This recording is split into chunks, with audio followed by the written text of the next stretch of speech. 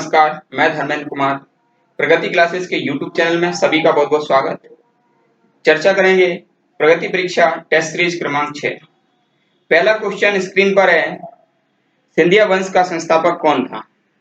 तो सिंधिया वंश ग्वालियर का प्रमुख वंश था। ग्वालियर का प्रमुख वंश था जिसकी स्थापना राणोजी सिंधिया ने की थी। जिसकी स्थापना राणोजी सिंधिया ने की थी। याद रख लेना, क्वेश्चन आ जाता है। ठीक है, दूसरा क्वेश्चन देख लेते हैं। सेकंड क्वेश्चन है आपका, भोपाल की प्रथम महिला शासिका कुदासिया बेगम ने किस मस्जिद का निर्माण कराया था? तो कुदासिया बेगम है, इन्हें गोहर बेगम भी कहते हैं। कुदासिया बेगम को क्या कहते हैं? गोहर बेगम। और इनकी खास बात यह है कि भोपाल की पहली महिला शासिका हैं ये, पहली महिला शासिका भोपाल की, और इन्होंने जामा मस्जिद का निर्माण कराया था। तो ये तीन चीजें याद रख लेना, कुदासिया बेगम भोपाल की पहली महिला शासिका, इनका नाम गोहर बेगम भी है, और इन्होंने जामा मस्जिद का निर्माण कराया था। नेक्स्ट क्वेश्चन देख लेते हैं।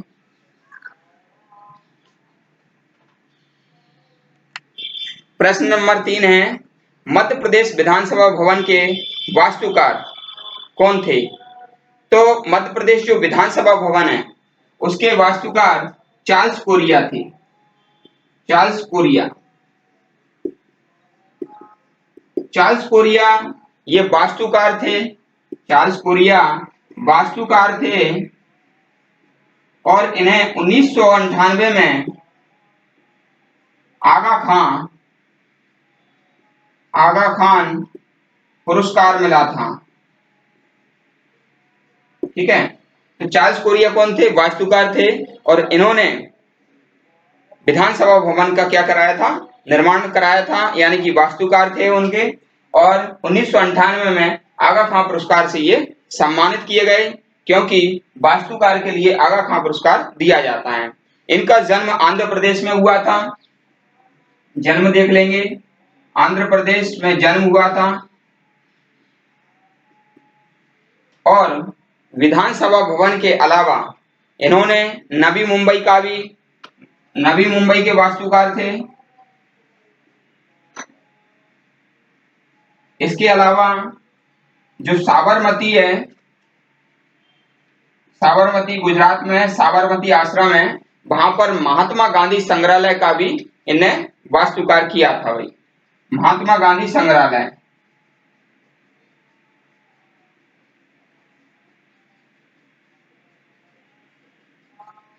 ठीक है, तो ये बात ध्यान रख लेना कि विधानसभा भवन का तो इन्होंने वास्तुकार किया ही था, विधानसभा भवन। ठीक है ना, तो विधानसभा भवन है, ये जो नई विधानसभा भवन है वो जो है 3 अगस्त 1996 को इंदिरा गांधी विधानसभा भवन के नाम से इसको जानते हैं। इंदिरा गांधी विधानसभा भवन के नाम से जानते हैं, नई विधानसभा भवन। इसके पहले विधानसभा जो भवन है वो मिंटो हॉल में लगती थी। मिंटो हॉल में विधानसभा लगती थी, और मिंटो हॉल लॉर्ड मिंटो के नाम पर यह नाम रखा गया था। ठीक है, तो ये प्रश्न नंबर 3 का पूरा डिस्क्रिप्शन है। अगला क्वेश्चन देख लेते हैं।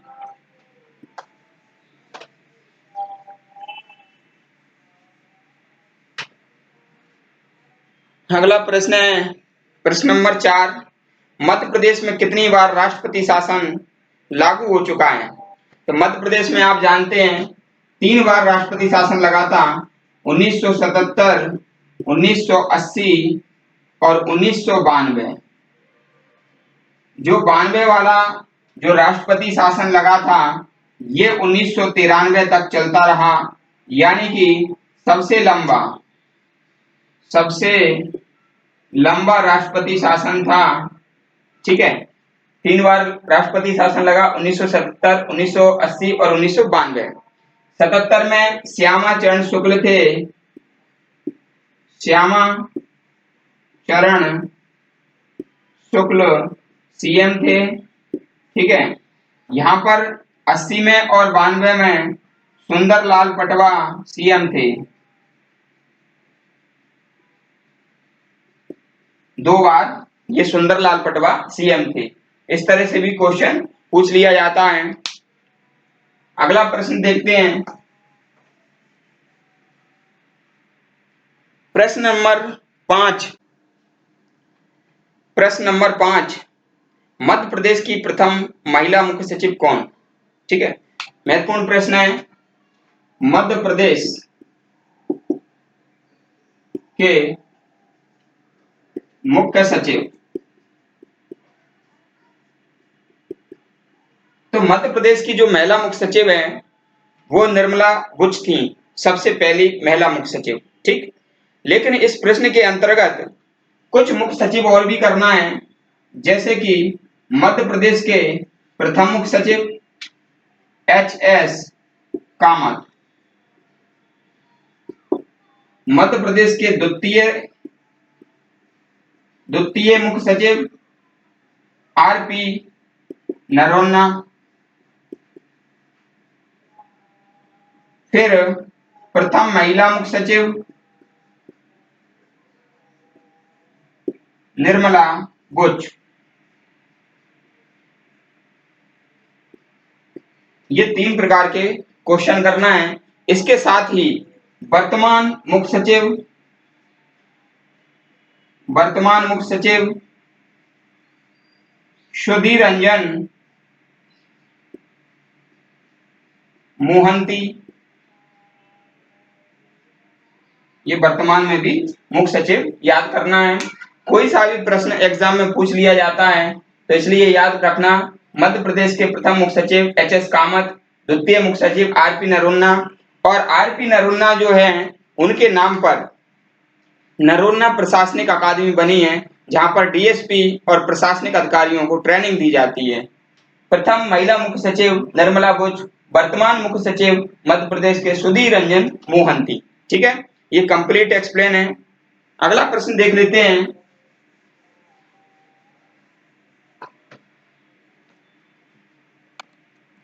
अगला प्रश्न है, मध्य प्रदेश में लोकसभा में कितनी सीटें अनुसूचित जाति के लिए आरक्षित हैं?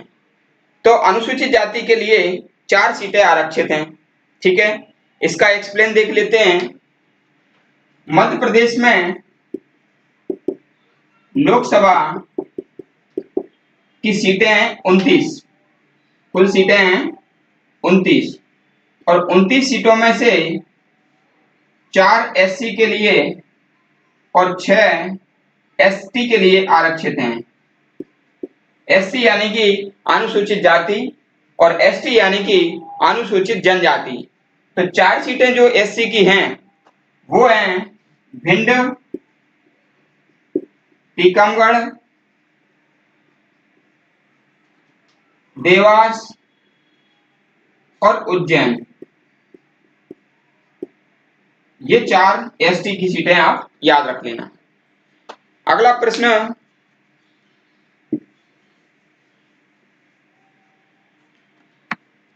देखते हैं। मालवा के पठार में स्थित सिगार की चोटी की ऊंचाई कितनी है? तो सिगार की चोटी की ऊंचाई 871 है। ठीक है, तो इसमें 871 नहीं दिया गया है। ठीक है, 871 आप याद रख लेना, 871 मीटर। मालवा पठार की चोटी की ऊंचाई है 871 मीटर। ठीक है, तो इसके साथ ही देख लेते हैं बुंदेलखंड की सबसे ऊंची चोटी है सिद्ध बाबा। बुंदेलखंड की सबसे ऊंची चोटी है सिद्ध बाबा। और मध्य भारत की सबसे ऊंची चोटी है धूपगढ़, 1350 मीटर। ये आप याद रख लेना। ये जो मालवा के पठार की है 881 मीटर लगा सकते हैं। ठीक है, अगर 871 में ये दिया गया है तो। ठीक है, नेक्स्ट प्रश्न देख लेते हैं।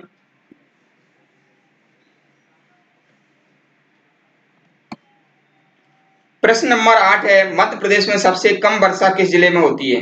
ठीक है, तो मध्य प्रदेश में जो औसत वर्षा होती है वो 112 के लगभग होती है। ठीक है, तो जो सबसे कम वर्षा होती है मध्य प्रदेश में वर्षा, तो मध्य प्रदेश में वर्षा सर्वाधिक होती है पचमढ़ी में, पचमढ़ी सर्वाधिक, और सबसे कम होती है भिंड के गोहद में कम। ये दोनों ही चीजें आप याद रखना, भिंड के गोहद में सबसे कम होती है और पचमढ़ी में सबसे अधिक होती है। ठीक है, नेक्स्ट प्रश्न देख लेते हैं, मध्य प्रदेश में ग्रीष्म ऋतु को और किस नाम से जानते हैं? तो मध्य प्रदेश में ऋतुएं 3 प्रकार की होती हैं। मध्य प्रदेश में ऋतु 3 प्रकार की होती हैं। पहली ऋतु होती है वर्षा ऋतु। वर्षा ऋतु को कहते हैं चौमासा। शीत ऋतु को कहते हैं सियाला। और शीत ऋतु के बाद जो है गर्मी जब आएगी ग्रीष्म ऋतु, तो ग्रीष्म ऋतु को कहेंगे उनाला। ठीक है, तो ये 3 ऋतुएं होती हैं। तो यहां से आप पढ़ लेना कि मान लीजिए पहली ऋतु शीत, दूसरी हो जाएगी ग्रीष्म और तीसरी हो जाएगी वर्षा। इस तरह से आप पढ़ लेना, तो ये सीक्वेंस बन जाएगा। और शीत ऋतु में जो वर्षा होती है, शीत ऋतु में जो वर्षा होती है उसको कहते हैं मावट। ठीक है, शीत ऋतु में वर्षा होती है उसको कहते हैं मावट।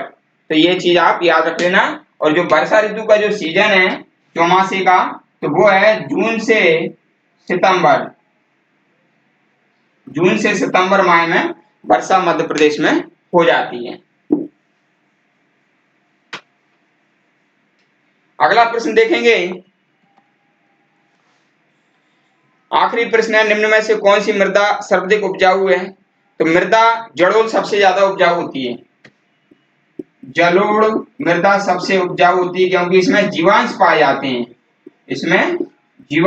जाते हैं, सड़े गले जीव जंतु इसमें पाए जाते हैं, इसलिए जलोढ़ मृदा सबसे उपजाऊ है।